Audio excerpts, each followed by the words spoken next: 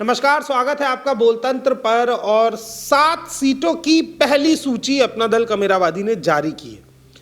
ये सूची खुद जारी की राष्ट्रीय उपाध्यक्ष विनय कुशवाहा ने। उनका कहना था कि अपनी पार्टी जो अपना दल कमेरावादी है वो लगभग 18 सीटें यानी 1.5 दर्जन सीटों पर चुनावी तैयारियां कर रही है और वहां से हमें लड़ने की उम्मीद है। हम पहली सूची जारी कर रहे हैं जिनमें 7 सीटों के नाम है। 2-3 दिन बाद अगली सूची में सभी सीटों के नाम और उनके प्रत्याशियों का खुलासा कर दिया जाएगा। लेकिन ये जो 7 सीटें हैं इनका समीकरण आपको बताएंगे और समझाएंगे कि इन 7 सीटों की जो दावेदारी अपना दल कमेरावादी पेश कर रहा है, यहां पर चुनावी समीकरण किस तरीके से बन रहे हैं, समाजवादी पार्टी को कितना फायदा मिलेगा, अपना दल कमेरावादी कितनी सीटें जीतने की स्थिति में है और इन सीटों का पुराना इतिहास क्या रहा है, सब आपको बताएंगे इस वीडियो में। तो फिलहाल आज बात करेंगे इसमें वाराणसी की उन 2 मुख्य सीटों की जो अपना दल कमेरावादी के खाते में आई है। इससे पहले 2014 में आपको ले चलते हैं, उस इतिहास को बताते हैं कि 2014 में कैसे कृष्णा पटेल मोदी के साथ मंच पर आई थी। प्रधानमंत्री मोदी ने उस मंच से सभी पटेलों को आह्वान किया था और बड़ी वजह थी जिस वजह से बनारस में मोदी क्लीन स्वीप करने में कामयाब रहे थे।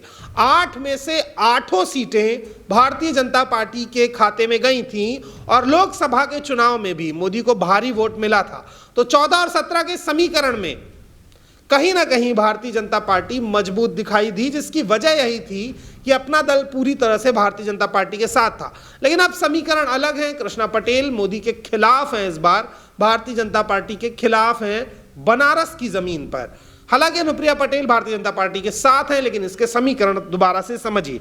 असल में जो सीटें मिली हैं, एक रोहनिया सीट है और एक है पिंडरा। रोहनिया में 30% आबादी कुर्मी है, ये बात मैंने इससे पहले भी आपको बताई थी। रोहनिया इकलौती बनारस की सीट है जो सबसे ज्यादा कुर्मी बहुल्य सीट है और वहां की 30% आबादी कुर्मी है। मसलन अगर उस सीट से 6 लोग लड़ते हैं और 30% वोट जिस व्यक्ति को मिलेगा वो अपने आप जीता हुआ साबित होगा। तो इस सीट के जो समीकरण है वो कहीं ना कहीं कमेरावादी के पक्ष में दिखाई देते हैं। यही वजह है कि ये सीट मांगी गई, यही वजह है कि ये सीट मिली और यही वजह है कि इस सीट के चुनावी समीकरण बड़े इंटरेस्टिंग है। क्योंकि देखें तो 1 लाख से ज्यादा कुर्मी वोटर रोहनिया में मौजूद है और 80,000 में जीत का आंकड़ा मैंने आपको भी बताया था। तो अगर 1 लाख कुर्मी, 15,000 अति पिछड़ा, 60,000 सामान्य, 15,000 SC ST और 30,000 मुस्लिम आबादी है, अगर इस जातिगत समीकरण में पिछड़ों के हक के चुनाव की बात वहां होती है तो जैसा अपना दल दावा भी करता है कि वाराणसी में वो बहुत मजबूत है, उसका बड़ा वोटर है। वाराणसी में अपना दल लगभग 1 से 2 लाख वोटर होने का दावा ठोकता है 8 सीटों पर। अब हम मान के चले कि एक सीट पर अगर उसे 40 से 45 हजार भी कुर्मी मतदाता का वोट मिल जाता है और 20,000 मुसलमान का वोट मिलता है, SC ST माइनॉरिटी और सामान्य वर्ग से भी 8-10 हजार वोट मिलता है, जो कि कम हिस्सा है, 15% है पूरे आबादी का, तब भी वो जीत की स्थिति में दिखता है। इसलिए इस रोहनिया सीट की मांग की गई। रोहनिया सीट का इतिहास भी है कि यहां से अनुप्रिया पटेल भी चुनाव लड़के जीती थी। कृष्णा पटेल ने उन्हें विधायक बनाया था। हालांकि कृष्णा पटेल यहां से अपना चुनाव हारी थी। तो अब सवाल ये खड़ा हो रहा है कि सीट से कौन चुनाव लड़ने वाला है। क्या समाजवादी पार्टी अपना कोई प्रत्याशी अपना दल कमेरावादी को देगी या अपना दल कमेरावादी कोई अपना प्रत्याशी उतारने वाला है। इन दोनों सवालों और तमाम अटकलों के हल जल्द ही निकल जाएंगे। लेकिन रोहनिया की ये सीट फिलहाल पिछड़ों के खाते में आई है और यहां से पिछड़ा समाज मजबूत भी दिखाई देता है। दूसरी सीट यहां की पिंडरा है। पिंडरा में भी 27.9% कुर्मी है, यानी कि आंकड़ा लगभग बराबर है। 1 लाख कुर्मी इस सीट पर भी मौजूद है, जिसके साथ साथ 16,000 अति पिछड़ा है, 70,000 सामान्य है, SC ST 15,000 है और 30,000 के आसपास मुस्लिम आबादी है।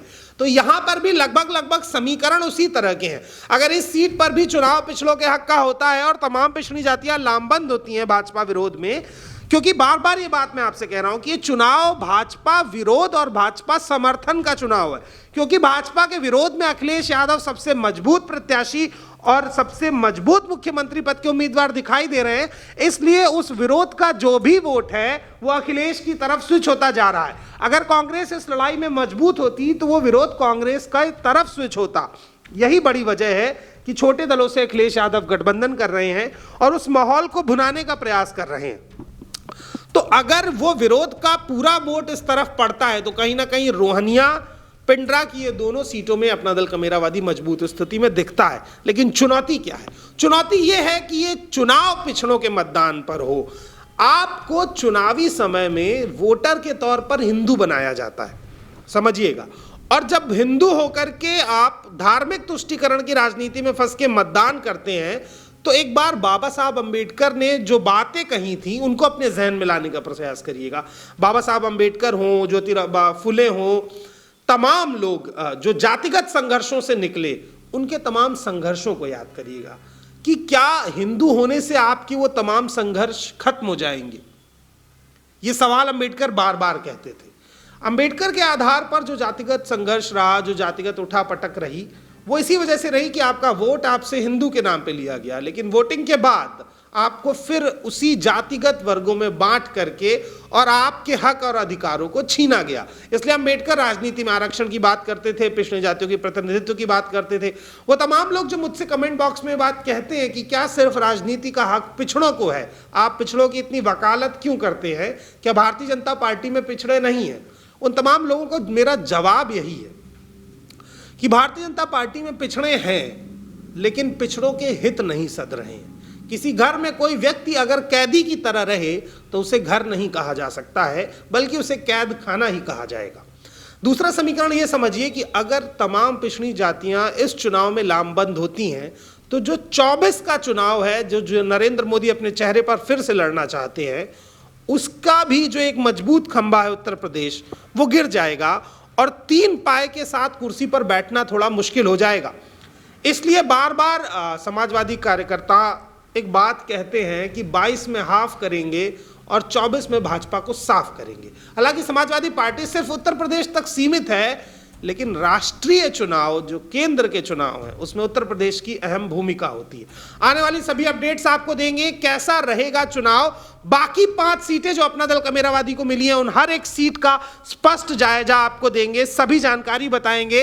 इस सीरीज के बाद अगली जानकारी आपको देंगे अपना दल एस को मिली तमाम सीटों की और उनके समीकरण कैसे बन रहे हैं भारतीय जनता पार्टी के साथ, कौन सी सीटें वो जीतने की स्थिति में है, और ये भी बताएंगे कि कहां से किन किन लोगों का टिकट कटा है। सभी अपडेट्स के लिए देखते रहिए बोलतंत्र, बने रहिए हमारे साथ। धन्यवाद।